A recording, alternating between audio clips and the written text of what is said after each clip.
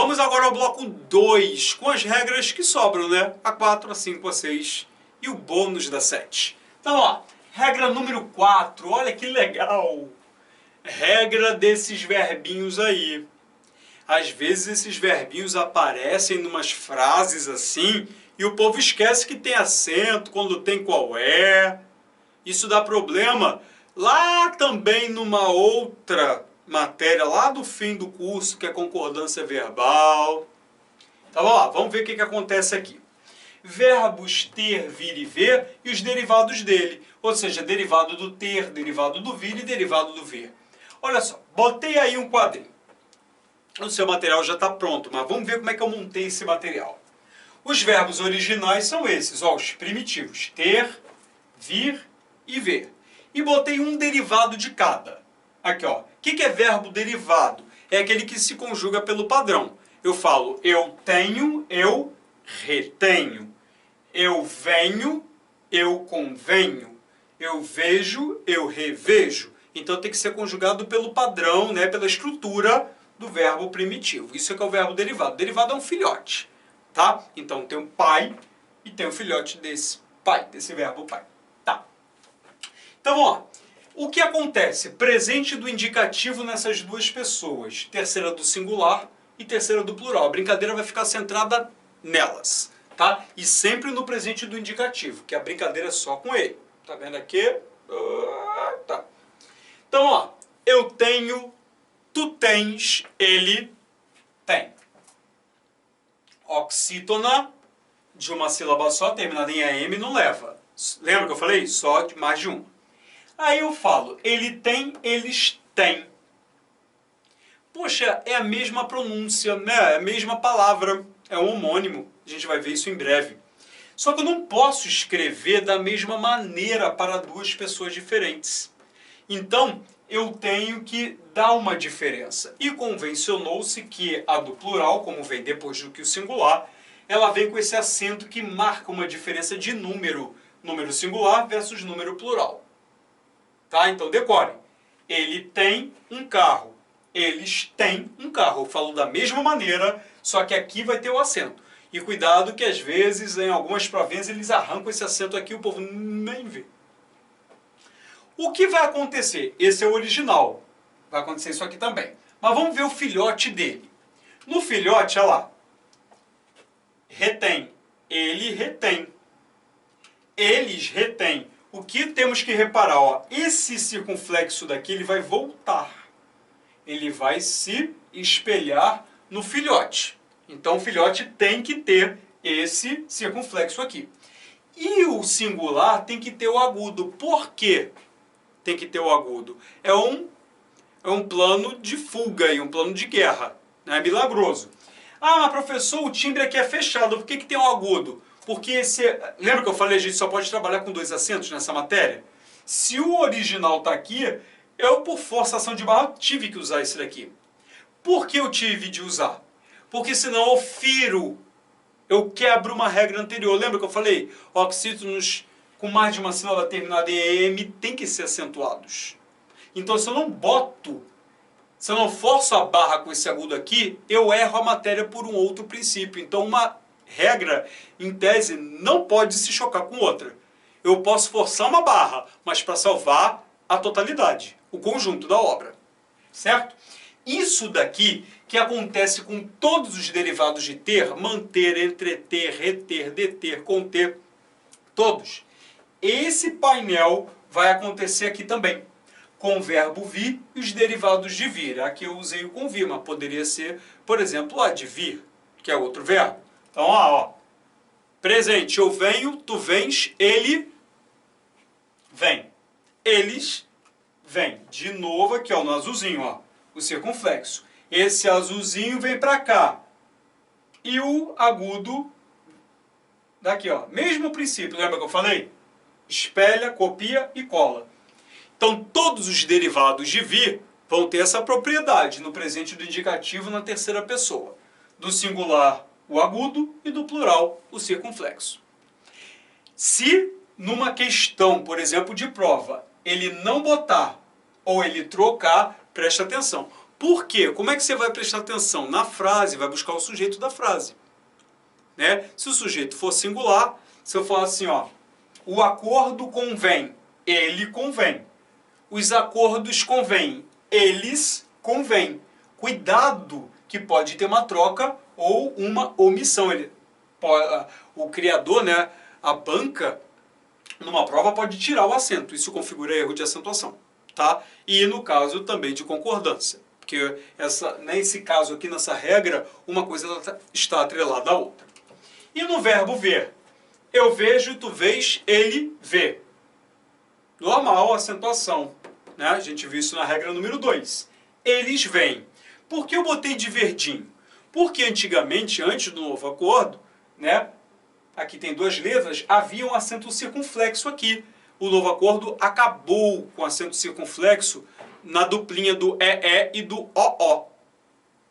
Tá? Então, tanto no pai quanto no filho. Aqui, ó. Ele revê, eles revêm. Então, o verbo ver, crer, ler e o subjuntivo no dar vai ter esse EE dobrado, mas sem acento. Isso você vê aí no material e tá bonitinho. Tá bom? Se quiser, você pinta, dá uma marcação aí para lembrar, tá? Quinta regra. A quinta regra, ela sofreu uma mudança, né, com um acordo ortográfico.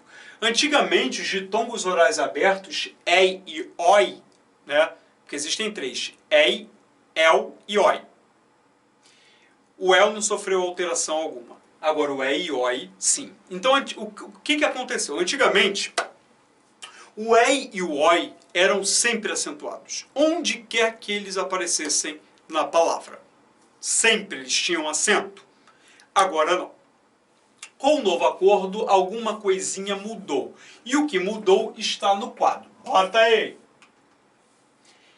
Aqui, ó. Ditongos abertos acentuados em oxítonas. Antigamente eles eram acentuados em paroxítonas, agora eles só vão, esses dois aqui, só vão ter o acento se estiverem em oxítonas. Não interessa se é oxítona de uma sílaba ou mais de uma sílaba, só em oxítona. Então aqui, ó, mês, que é o plural de mel, cloronéis, dói, do verbo doer, constrói, do verbo construir. Olha aqui que bonitinho. Herói está em oxítona. Heróico é paroxítona. Antigamente tinha um acento, agora não tem. Então, ó, só vai ficar na primeira. Eu continuo falando heróico com timbre aberto. Só não haverá mais o acento que havia em 1900 e dá. Mesma coisa aqui com EI. Quartéis tem. Agora, Coreia não tem mais. Certo? Não interessa se é a Coreia do Norte ou a Coreia do Sul. As duas Coreias estão sem acento no novo acordo ortográfico. Tá? Então, ó, se aparecerem em paroxítonas, não tem mais acento. Só em oxítonas. Simples. Sexta regra. A sexta é uma fofura. Ela é meio traiçoeira, mas é fofa. É a regra dos hiatos. Como eu falei lá na aula 1, existem hiatos que são acentuados e existem hiatos que não são acentuados. Agora está na hora de vermos quando eles são acentuados. Então vamos ver. Para eu acentuar um hiato, eu preciso saber da estrutura dele. Então a primeira coisa que tenho que ver no hiato. Esse hiato, lembra que eu falei? Hiato são duas vogais separadas em sílabas diferentes. Né? Vogal 1, vogal 2. Tem que estar separadas. Então o que acontece? Para eu começar essa brincadeira, eu tenho que ver o seguinte. Nessa separação, uma das vogais tem que ser a letra I ou a letra U. Se for um A com O, um O com E, a regra do hiato, ela precisa de um I ou de um U. Então já tem que visualizar isso, para nós começarmos as exigências, tá? Que são 5 condições para acentuarmos os hiatos. Então vamos aqui, ó. Então eu tenho que ver um I ou um U nessa divisão. E vamos às condições. Eu vou ficar desse ladinho aqui, ó. Acompanha comigo. Vou apoiar aqui. Primeira coisa. Esse I, né, essa vogal I ou a vogal U, na brincadeira, na configuração, ela tem que ser sempre a segunda vogal do hiato. Ou seja, a vogal da direita. Ó, a vogal 2. Tem a vogal 1, a segunda, da direita. Até aí, beleza? Então, ó, quando eu olho, por exemplo, para a palavra rua, você vê que o U é a primeira, não é a segunda. Então, ó, a palavra rua já quebrou a brincadeira logo na primeira exigência, na primeira condição. Eu tenho que ter essas 5 condições todas alinhadas. Se uma delas falhar, já era a acentuação do hiato. Então, a palavra rua queima a primeira exigência. Já a palavra saúde não. Você vê, ó, que saúde, o U está como segunda. Então, tá legal. Segunda exigência. Essa vogal I ou U tem que ser a única letra na sílaba. Ou, aqui ó, a única. Ou no máximo acompanhada de S. Então, a única letra que pode vir depois desse I ou desse U na sílaba, configurando o hiato, aqui ó, o hiato está aqui, do A para o I, a única letra, perdão, tem que ser o S. Se for outra letra diferente de S, por exemplo, Z na palavra raiz, raiz é com Z, não pode. Né? Teria que ser raiz com S, aí levaria acento, mas é com Z, por isso que a palavra raiz não tem acento. Terceira exigência.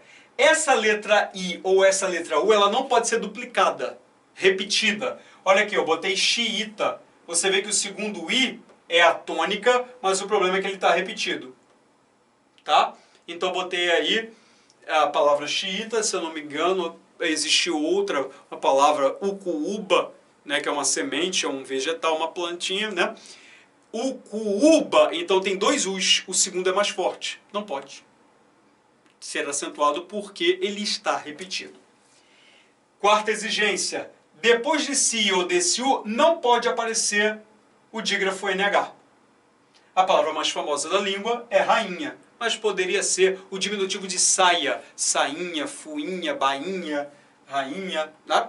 Então, e por último, que é a novidade do novo acordo, não pode ter ditongo decrescente antes. A palavra mais famosa que aparece nos livros hoje em dia é feiura. Repara que fei, o E é mais forte do que o I, então é um ditongo decrescente. Se aqui, nesse hiato, ó, tem um hiato aqui, entre o E e o U, porque o hiato são vogais. O I é semivogal, né? Então o ditongo entre aqui a vogal E e o U, e tem esse ditongo que é do tipo decrescente, tá?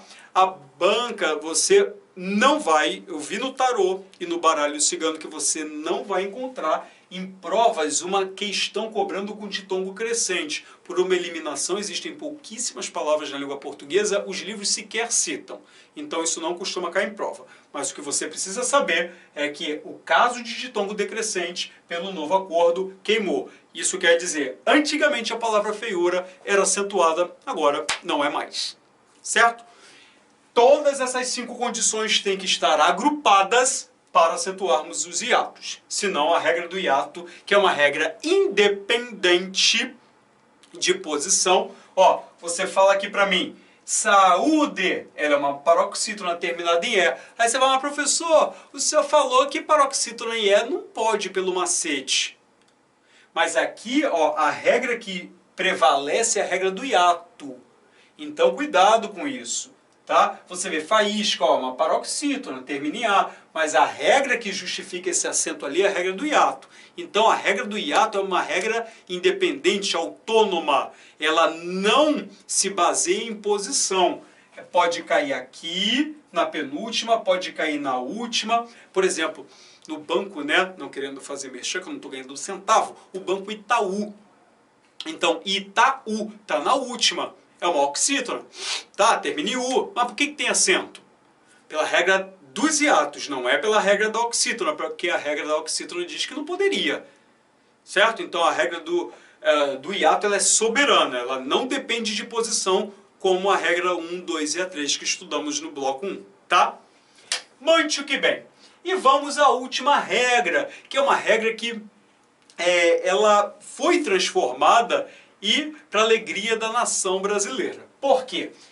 A regra do acento diferencial, antigamente, era composta de 8 casos. 8 casos. Agora são apenas 2. E os 2 casos estão aí no seu material e aqui. Ó, só tem o caso do por e do pode versus pode. E aí eu boto aqui embaixo o seguinte, ó. Esses casos geralmente são contextualizados. Eu quero dizer o seguinte, que para essa 7ª regra cair em prova, ela precisa cair dentro de uma frase. Porque só numa frase você vai conseguir identificar qual é a ocorrência que está sendo cobrada. Então, por exemplo, por, eu falo da mesma maneira, seja o verbo por, né, no sentido de colocar, posicionar, ou a preposição por. Eu falo igual. Depende da frase. Dependendo da frase eu vou saber se é o por verbo, e aí eu tenho que botar acento, ou o por preposição, que não tem acento. Exemplo. Não gosto de pôr nada perto da geladeira.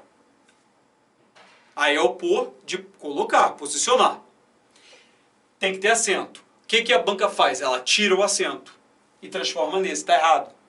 Agora, um sem acento. Não passe por trás das árvores. Não passe por trás. Esse por é preposição, não é o verbo, no sentido de posicionar, colocar. Então, tem que ser sem acento. Percebe? Somente com contexto eu consigo julgar adequadamente. Isso também acontece nessa daqui. Por mais que o timbre seja fechado nessa e aberto naquela, se eu falasse, tem uma cola na frase, se eu falasse assim, por exemplo, ó, hoje você pode sair cedo. Hoje, presente. Pode até ser o presente com ideia de futuro. Amanhã você pode vir mais cedo. Agora, o pretérito, que é o passado, só pode ser com timbre fechado. Ele não pôde vir ontem. Ó, olha o marcador. Ontem. Advérbio de tempo passado, né? Ontem. Então, se é tempo passado, tem que botar o acento, não pode ser sem acento. Será que é mais fácil? Mas, de novo, sempre num contexto. Tá? Fora de frase é difícil. A questão fica mal elaborada, tá? Então, essa regra aqui só tem esses 2 casos obrigatórios. Eram 8, agora só são 2. Então, facilitou bastante a nossa vida, certo? Então, meu caro, minha cara, meus queridos, esta é a parte de acentuação gráfica bem enxuta, bem básica, certo? Então, está na hora de você fazer exercício. Então, eu selecionei algumas questões aí para você fazer. Então, faça as questões, daqui a pouco volta comigo, que eu quero comentar da número 6 a número 10 com você. Tá legal? Até já!